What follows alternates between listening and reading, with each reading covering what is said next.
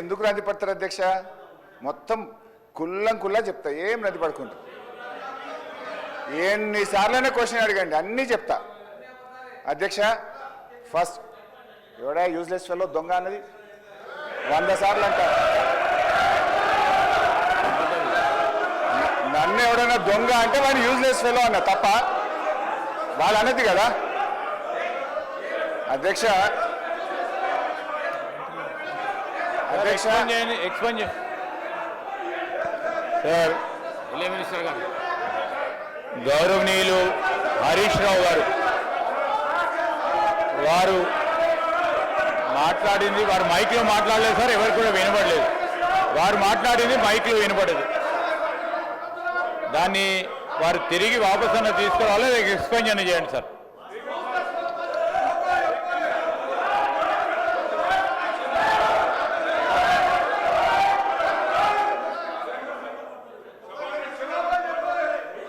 Please speaker sir, నేను లేచి మాట్లాడుతుంటే అక్కడి నుంచి ఒక గౌరవ సభ్యుడు దొంగ అని నన్ను అన్నాడు. అన్నప్పుడు నేనేమనాలి? అది తప్పైనప్పుడు నేను అన్నది తప్పు. ముందు మరి ఆ దొంగ అని రన్నింగ్ కామెంటరీ చేయడానికి శ్రీధర్ బాబు గారు సమర్థిస్తారా? అందువల్ల అక్కడి నుంచి ఎవరైతే నన్ను రన్నింగ్ కామెంట్ చేసిందో ఆయనను ఉద్దేశించి నేను అన్నా, if you want to expel you can expel both. And Sridhar Babu should say, వాళ్ళకు కూడా చెప్పాలి అట్లా కామెంట్ చేయొద్దని. హరీష్ రావు గారు మాట్లాడిన మాటలు నేను అన్నోళ్ళే అన్నా, అనకపోతే లేదు. నన్ను ఎవరన్నా అంటే వాడిని నేను అన్నా, అనకపోతే లేదు. రైట్ అధ్యక్ష. ఇప్పుడు ఎలియా మినిస్టర్గా పనిచేసిన అంటుండు, నాకు వ్యక్తిగతంగా దగ్గర మిత్రుడు, అది వేరే విషయం, పక్కన పెడదాం. కానీ ఆన్ రికార్డ్ మైక్లో ఒక సభ్యుని యూజెస్ ఫెలో అని ఏంది అధ్యక్ష? అంటే మీరు ఏంది అంటే మీరు ఈ అసెంబ్లీ తెలంగాణ ఇచ్చిన కాంగ్రెస్ పార్టీ ప్రజలు ఆశీర్వదించి మీ ప్రభుత్వాన్ని చక్కగా ముఖ్యమంత్రి గారి నాయకత్వంలో మా డిప్యూటీ సీఎం నాయకులు మంచి పనులు చేస్తుంటే మీకు జీర్ణించుకోలేదు. ఏం మాట్లాడాలి? అరే ప్రజలు వింటున్నారు అధ్యక్ష. తెలంగాణ ప్రజలు కొట్లాడిన తెలంగాణ రాష్ట్రం తెచ్చుకున్నది ఆత్మగౌరవం కోసం. అటువంటి ఆత్మగౌరవం కోసం ఆంధ్ర ప్రజలు, ఈ తెలంగాణ ప్రజలు తెలంగాణ రాష్ట్రం నడపలేరు ఉన్నారు. కానీ ఈరోజు మీరు ఏమనుకున్నారు? మీరే పర్మనెంట్, ఇక మీరు ఎవరు రారనుకున్నారు. తెలంగాణ ప్రజలు ఆశీర్వదిస్తే కాంగ్రెస్ పార్టీ వచ్చింది. అసలు వీళ్ళు ప్రభుత్వాన్ని నడపలేదు అనుకున్నారు.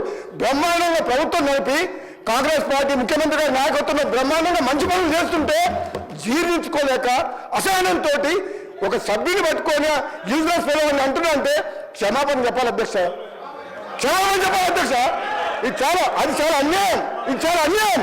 ఎందుకంటే ఈ సభ గౌరవాన్ని ఒక సీనియర్ సభ్యుడు ఆ విధంగా సభ్యులు ఉద్దేశించి మాట్లాడుతుంటే తెలంగాణ కోసం పోరాడింది మీరు ఒక్కరు అనుకుంటే తెలంగాణ రాలే, ఇది ఇచ్చిన తెలంగాణ కాంగ్రెస్ పార్టీ. ఈ తెలంగాణలో మీరు ఏం మాట్లాడినా నడుస్తుంది ఇంటి రోజు అనుకుంటూ ఇక మీరు ఆదాలు సాగవు. తెలంగాణ ప్రజలు కాంగ్రెస్ పార్టీని ఆశీర్వదించిండు.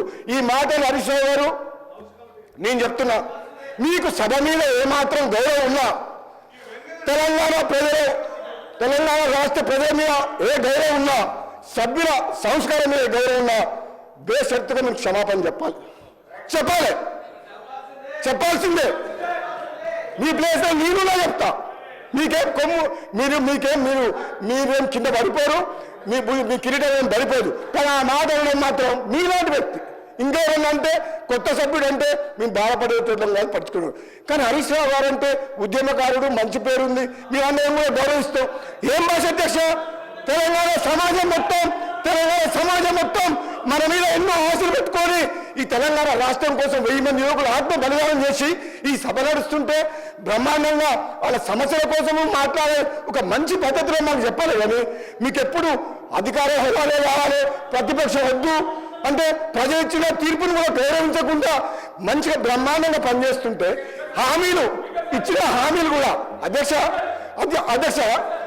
గౌరవ ముఖ్యమంత్రి గారు రేవంత్ రెడ్డి గారి నాయకత్వంలో ఈరోజు ఇచ్చిన హామీలు కూడా ఒకరి తర్వాత ఒకటి అంటే ఉచిత బస్సు ఇవ్వడం తప్ప, రైతులకు రుణమాఫీ చేయడం తప్ప, కరెంట్ ఇవ్వడం తప్ప, మన బడి పిల్లలకు మెస్సార్టీ పెంచడం తప్ప ఇన్ని మంచి పనులు చేస్తుంటే వీళ్ళ కడుపుల మంట జీర్ణించుకోలేక ఈ విధంగా మాట్లాడుతున్నారు. ఇది అన్యాయం అధ్యక్ష. ఇది క్షమించడం చేయడం. నేను చెప్తున్నా, మీరు ప్రతిపక్ష హోదా కూడా